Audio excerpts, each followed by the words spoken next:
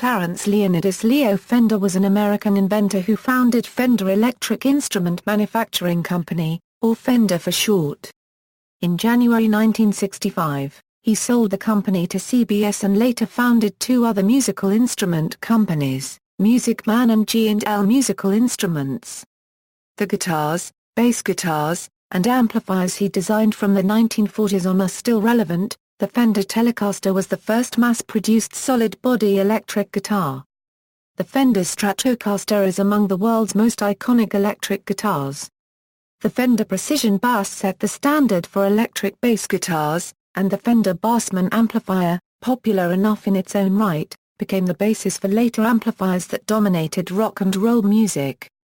Leo Fender was inducted into the Rock and Roll Hall of Fame in 1992, a unique achievement given that he never learned to play the instruments which he made a career of building. Biography. Early life. Clarence Leonidas Fender was born on August 10, 1909, to Clarence Monty Fender and Harriet Elvira Wood, owners of a successful orange grove located between Anaheim and Fullerton, California. From an early age, Fender showed an interest in tinkering with electronics. When he was 13 years old, his uncle, who ran an automotive electric shop, sent him a box filled with discarded car radio parts, and a battery. The following year, Leo visited his uncle's shop in Santa Maria, California, and was fascinated by a radio his uncle had built from spare parts and placed on display in the front of the shop. Leo later claimed that the loud music coming from the speaker of that radio made a lasting impression on him. Soon thereafter, Leo began repairing radios in a small shop in his parents' home. In the spring of 1928, Fender graduated from Fullerton Union High School, and entered Fullerton Junior College that fall, as an accounting major. While he was studying to be an accountant, he continued to teach himself electronics, and tinker with radios and other electrical items but never took any kind of electronics course. After college, Fender took a job as a delivery man for Consolidated Ice and Cold Storage Company in Anaheim, where he was later made the bookkeeper. It was around this time that a local band leader approached Leo, asking him if he could build a public address system for use by the band at dances in Hollywood. Fender was contracted to build 6 of these PA systems. In 1933, Fender met Esther Kloski, and they were married in 1934. About that time, he took a job as an accountant for the California Highway Department in San Luis Obispo. In a Depression government change, his job was eliminated, and he then took a job in the accounting department of a tire company. After working there for 6 months, Leo lost his job along with the other accountants in the company. Fender radio service. In 1938, with a borrowed $600, Leo and Esther returned to Fullerton, and Leo started his own radio repair shop, Fender Radio Service. Soon, musicians and band leaders began coming to him for PA systems, which he built, rented, and sold. They also visited his store for amplification for the amplified acoustic guitars that were beginning to show up on the Southern California music scene in big band and jazz music, and for the electric Hawaiian, or lap steel guitars becoming popular in country music. Early guitar builds. During World War II, Leo met Clayton or Doc Kaufman, an inventor and lap steel player who had worked for Rickenbacker, which had been building and selling lap steel guitars for a decade. While with Rickenbacker, Kaufman had invented the vibrola tailpiece, a precursor to the later vibrato tailpiece. Fender convinced him that they should team up, and they started the K&F Manufacturing Corporation to design and build amplified Hawaiian guitars and amplifiers. In 1944, Leo and Doc patented a lap steel guitar with an electric pickup already patented by Fender. In 1945, they began selling the guitar, in a kit with an amplifier designed by Fender. Development of the electric guitar. Telecaster. As the big bands fell out of vogue towards the end of World War II, small combos playing boogie-woogie, rhythm and blues, western swing, and honky-tonk formed throughout the United States. Many of these outfits embraced the electric guitar because it could give a few players the power of an entire horn section. Pickup-equipped R-tops were the guitars of choice in the dance bands of the late 40s, but the increasing popularity of roadhouses and dance halls created a growing need for louder, cheaper, and more durable instruments. Players also needed faster necks and better intonation to play what the country players called take-off lead guitar.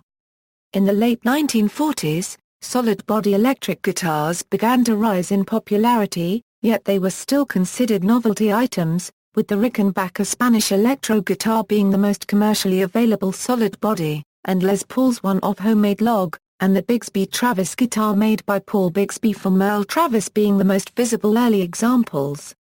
Fender recognized the potential for an electric guitar that was easy to hold, tune, and play, and would not feed back at dance hall volumes as the typical R-top would.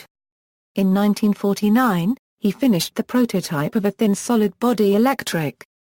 It was first released in 1950 as the Fender Esquire, and renamed first Broadcaster and then Telecaster the year after. The Telecaster, originally equipped with two single-coil pickups and widely used among country and western players, became one of the most popular electric guitars in history. Stratocaster. Instead of updating the Telecaster, Fender decided, based on customer feedback, to leave the Telecaster as it was and design a new, upscale solid-body guitar to sell alongside the basic Telecaster.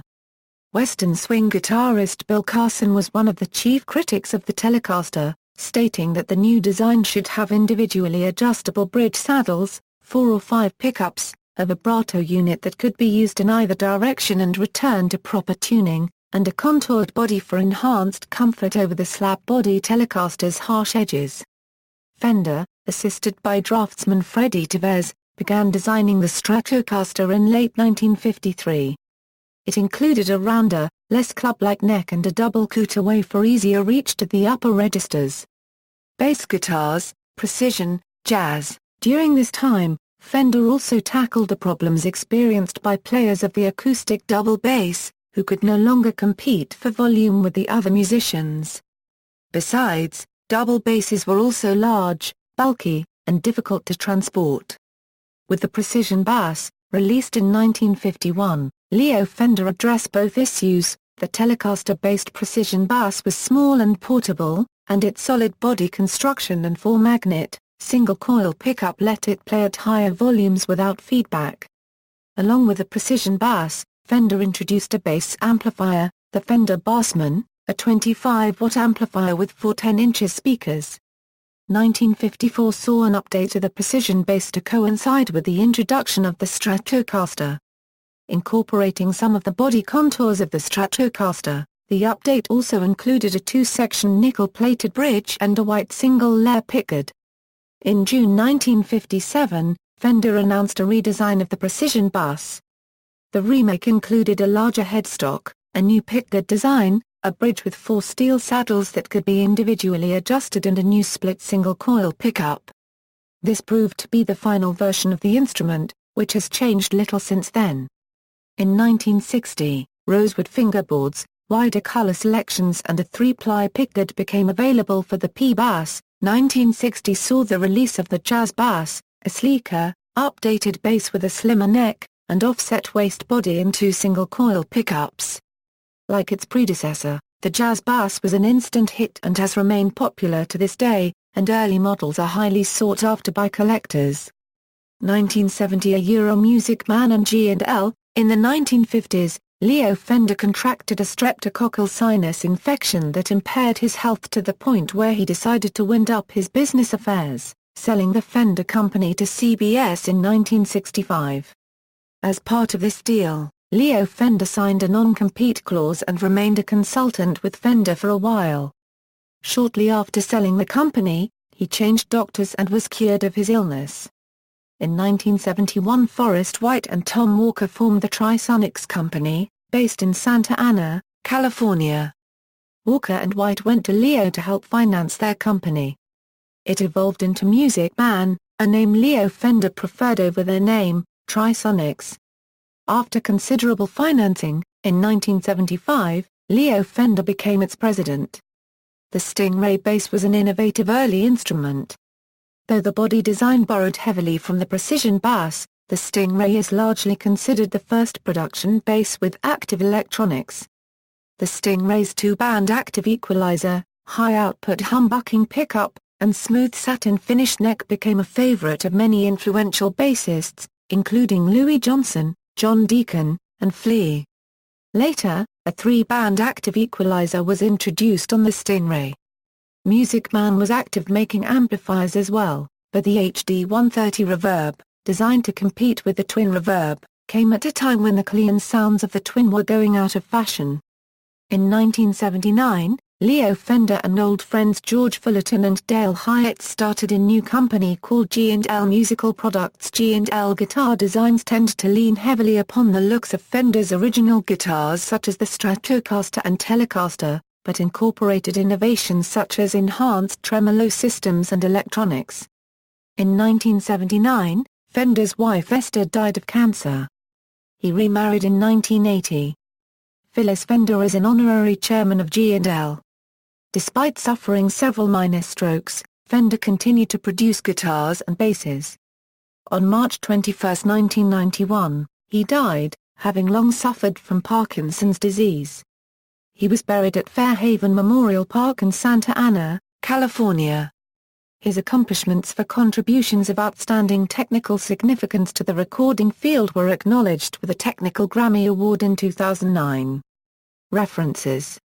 External links: Fender Musical Instruments website, G&L Guitars website.